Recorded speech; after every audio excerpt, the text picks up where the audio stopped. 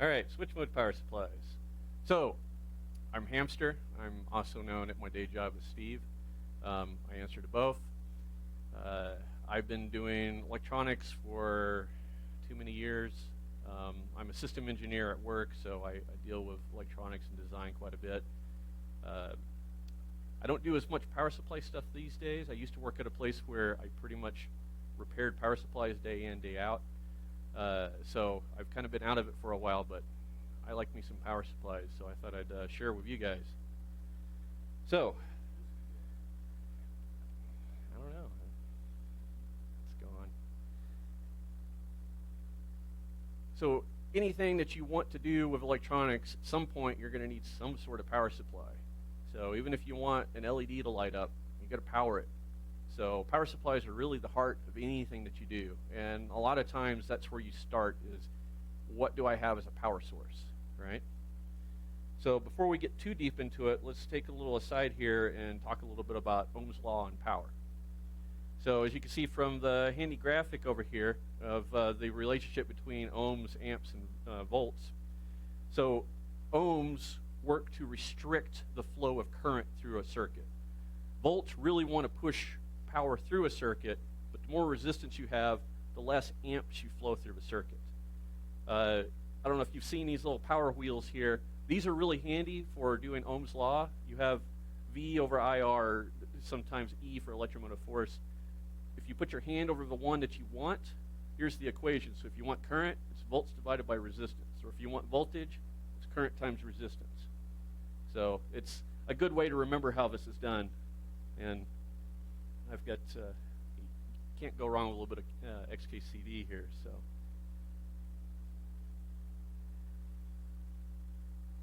So the basic power supply here is just to use a battery. So pick a battery that's got the kind of voltage you want, hook it up, and away you go.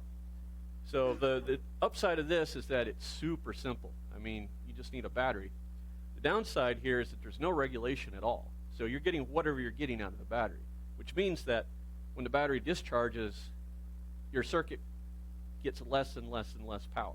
And I mean, maybe sometimes it's acceptable. Like you want an LED, you're lighting a lamp, you're running a motor. You don't really care too much about the actual voltage. You just want the thing to work until the battery goes out. So let's make it a little bit more complicated here. You can use a resistor as a regulator. Basically, we can use Kirchhoff's law, which, getting just a little bit of a theory, Kirchhoff's law basically says that for any point, any node in the circuit, all the current entering the node leaves the node. So that means at any point in the circuit, like let's say this point here, all the current coming into this point is leaving this point. And it comes into more play when you have, like, let's say we had another resistor over here, we would know that all the current entering here has to leave through these guys, which allows us to calculate out, based on resistance and voltage here, how much resistance we'd need here in order to get the voltage we wanted here. So we could have this resistor, say we're feeding 10 volts into here, we could have this resistor drop 5 volts, and then this guy gets 5 volts. So that's an easy way to get us 5 volts. You might notice this is a little bit familiar. Pretend this was an LED. So you'd have a current limiting resistor here that would limit the current through the LED, right? But the problem becomes, this still isn't regulated. I mean, it kind of minimizes how much voltage you can get through a battery, but we're not really regulating anything. If the load resistance of how much load you have here, let's say you've got a motor there and you start to load it down and the load resistance changes, the voltage across here is going to change because the equation will start to unbalance here. And the final thing is, if this load is drawing a lot of power, the current through these guys are going to be equal. So if you're drawing a lot of power here, then this one is also drawing a lot of power. So if you've got a wimpy little resistor here, it's going to catch fire. So you got to be real careful about that with this sort of thing. So let's complicate it a little bit more. Let's actually get into regulation. So with this, I'm using an LM7805, really popular chip, 3-pin chip. Got an in, ground, and out. This is a linear regulator.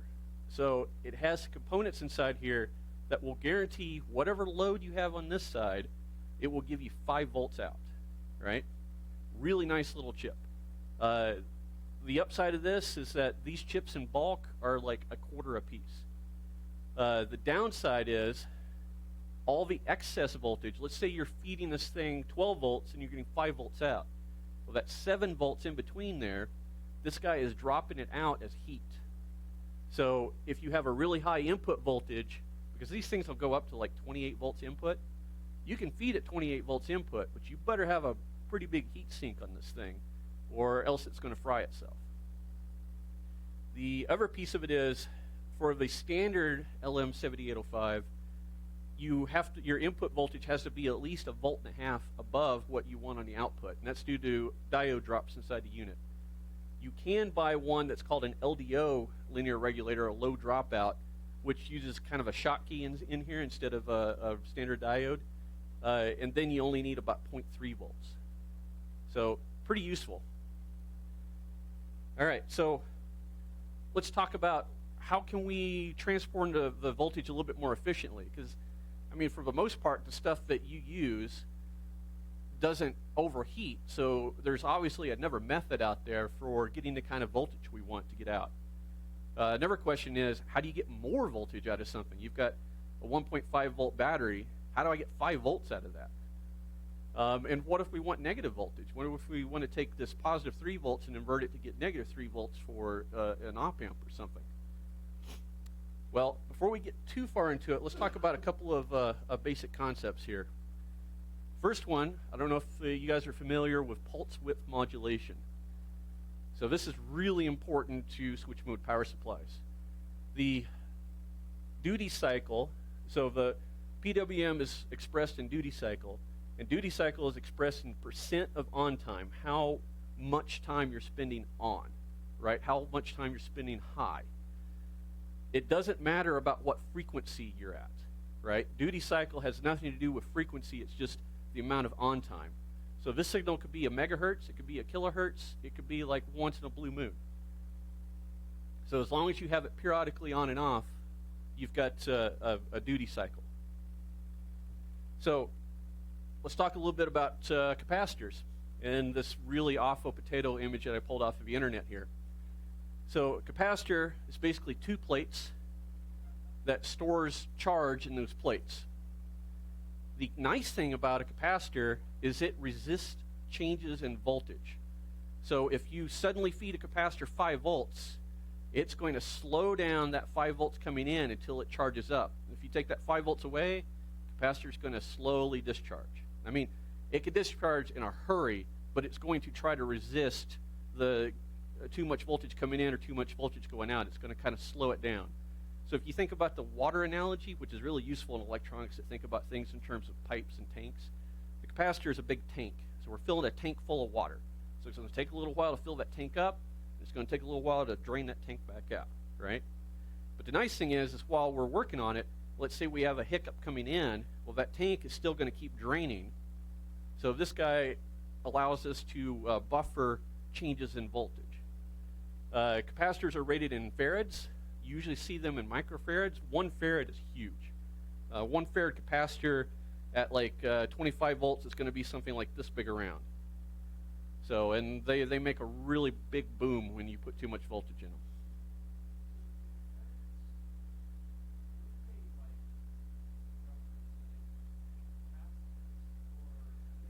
They're coulombs. I may be pronouncing it wrong, which is a measure of charge. So basically you have the 2 plates, and 1 plate has holes and 1 plate has electrons, right?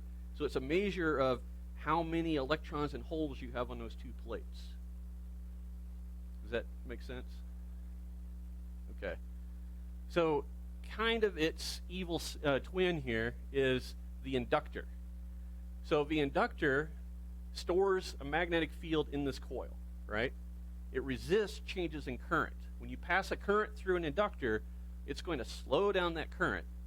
If you take away, once you get one juiced up, if you take away the power, the inductor is going to try to keep that current flow moving, right? Inductors are measured in henries, and 1 henry is still really big, same with farads.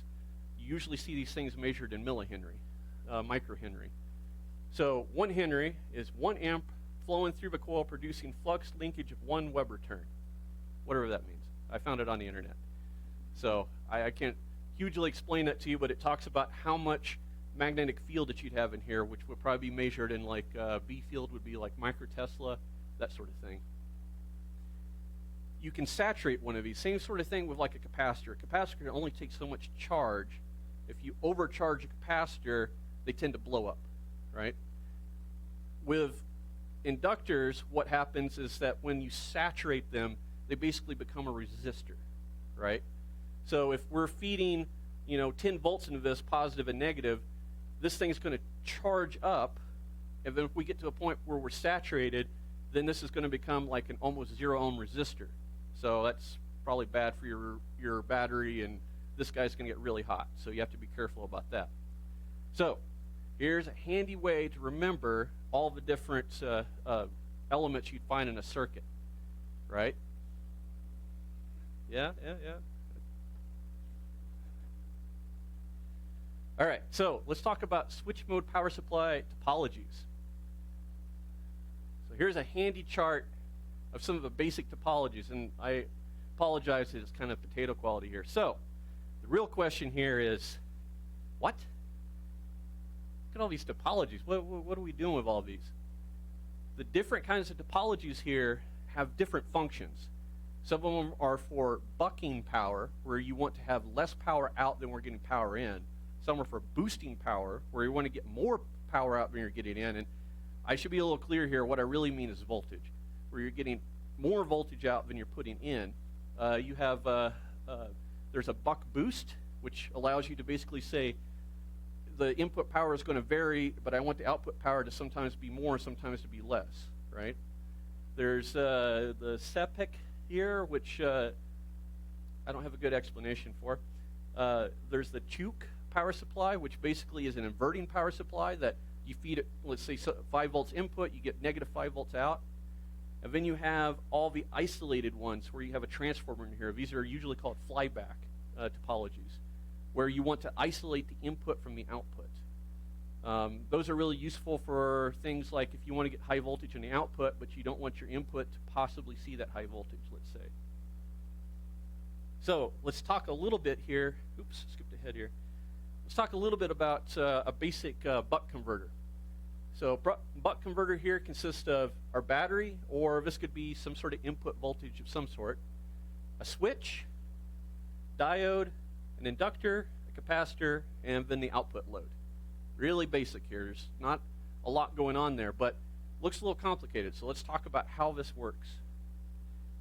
So the theory of operation here, what we're wanting to do is we're wanting to sip from the fire hose. We don't want the full power potential of the input. We just want part of it. So what we do is we toggle the switch on and off. That's the basics of switch mode power supply, is that we've got some element that's switching. So when we switch this thing on, we're juicing up this inductor. So the inductor is starting to store current in the inductor. We're juicing up this capacitor. It's starting to store voltage. And we're starting to supply voltage to the load. So what we're doing here is we turn the switch on, and we keep it on until we get the voltage we want through the load. As soon as we hit that point, we pop open the switch. Then this diode comes into play that completes the circuit for us. The inductor dumps the current that it's got stored. Capacitor dumps the voltage it's got stored, and it starts to discharge. So what we're doing is charge, discharge, right? It's kind of like you're pedaling your bicycle. Every time you pump the bicycle, you're going a little bit faster. If you want to hit steady state, you hit a point where you're just kind of barely putting power into your pedals to maintain a steady state going down the road, right? We're doing the same thing here. So that's for a buck converter topology. So let's talk about a boost circuit. So it's all the same stuff that you saw in a buck converter, but arranged in a new and exciting way. So we've moved the switch over to here and moved diode up here. So let's talk about why that might be. So the theory of operation here is we're going to make this inductor work hard for us. So the first thing we do is we close this switch and we short circuit the inductor. So what we're doing here is we're building up flux in this core, right? And then, once we reach enough flux, you got to be a little careful about this, as I said. If you keep this shut too long, then this becomes basically a short circuit, and you'll blow something up. But you reach a point where you've got how much flux you need to have in the inductor, and that's based on how you size your circuit and what you're going for exactly. We snap open the switch. We're still getting voltage from the input here, but now we're adding this current. So as this current collapses through the inductor tries to maintain current through itself by kicking out a pulse of higher voltage. So we take that pulse of higher voltage and steer it through the diode. So it comes through the diode, but it can't go back into whatever our supply is. Feed it into this capacitor, and now we're getting higher voltage over here. The important thing to remember with this design is you need to have a load. If you don't have this resistor here, there's nothing to keep it from just completely supplying more and more and more and more power into this capacitor until it pops. And that's real exciting when you turn on your circuit and realize you don't have load, and you're like, why am I getting 100 volts, and why is it climbing to the moon, and why did that just blow up in my face? So a good design here, you want to either consider always being connected to the load or having some parasitic resistance here to keep this guy from getting way too high. All right, so let's talk a little bit about some of the other topologies. And we talked about this just a little bit a moment ago. So a buck boost gives you a little bit of both. You can both reduce the voltage and increase the voltage. And that's really useful for if you've got a situation where you have a varied input power. Imagine you've got like a wind turbine. So sometimes the wind isn't blowing very good, so you're getting low voltage out of it. Sometimes the wind's blowing like crazy and you're getting high voltage out of it. A buck boost will basically allow you to ride out the highs and the lows to give you a regulated output. Your choke, which is basically a buck boost, but it's inverting. So you feed it positive voltage and it's giving you negative voltage out. Useful for op amps and things like that. Flyback is where we need isolation of the input and output, which is usually accomplished by a transformer. And there's many, many other variations. You guys saw the table there. So there's one other issue that switch mode power supply has that a linear does not, and that is ripple. So as we're switching this thing on and off, what we're seeing on the output voltage here is while we're charging things up, while we have the switch on, voltage is rising, and we hit some point where we open the switch, and now voltage is coming down. So your output voltage is going to ripple. It's going to have just a little bit of ripple there. So you have to have good consideration of what your output capacitor looks like to reduce your ripple. You can also increase the frequency of your PWM, so you're taking little bites more often, which can help reduce the ripple. But part of the problem with that is that the high frequency that you're generating here can sometimes interfere with clocks and microcontrollers. So you have to have a little bit of care in selecting what frequency you're switching at, right? Let's talk a little bit about control. So, surprise, the switch is usually a MOSFET. So instead of an actual on and off switch, it's usually a MOSFET that's doing the heavy lifting here is switching. So you've got some sort of controller turning this switch on and off. So you've got some sort of controller that's feeding this guy a signal. And then the control can either be open loop or closed loop. Open loop means we're just feeding it a signal, and I don't really care what's happening over here on the output. I'm just feeding you a certain signal. So that's useful in some conditions where you kind of know what the output voltage is going to look like, or you don't really need tight regulation. An example of that, I built these little tube cube things, had little VFD tubes on it, and the VFDs needed somewhere around 25 to 40 volts to into the anode, and I didn't really care about how much voltage was on there. So instead of doing a closed loop where I'm reading the voltage, I just applied a fixed a signal into the MOSFET. So speaking of control, you've got many options for doing control. You could buy a dedicated controller chip. Like on here, I've got one of these boards up here if you guys want to take a look at it. It's the thing that blew up on here. Don't feed that thing reverse power. You can have a 555, let's say, toggling something on and off. You could have a microcontroller turning things on and off. Or you have Plinko falling asleep with a push button, giving you a signal to turn things on and off. You can also get into things of doing like PID or open loop or whatnot in order to give the feedback to control the output power. So let's talk a little bit about efficiency here. So in this table that I've stolen from the internet here, you get an idea for linear power supplies. They can have efficiency as good as, say, 40%. Some of them are better than that. But in general, that's usually what you see.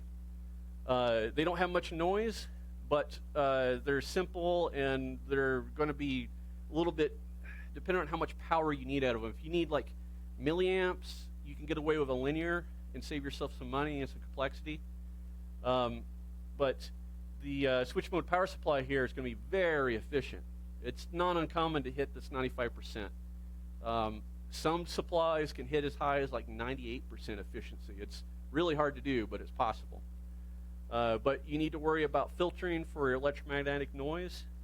And the complexity can be complex, but they're not terribly complex. You saw the elements. Like when you look at this board that's being passed around, you can see all those elements I was telling you about. That guy has a controller chip on there, and the only other thing it has on it is an input capacitor to filter the input voltage. So another way that you can select is based on how much power and how much voltage you have. So here's a handy chart that I stole from Stack Overflow here, or Stack Exchange, that kind of gives you an idea of kind of what topology you might want to look at based on how much power you need to flow through the system. All right, and that's pretty much the basics of switch mode power supplies. So hopefully I demystified them somewhat. Feel free to ask me any questions. What kinds of consumer products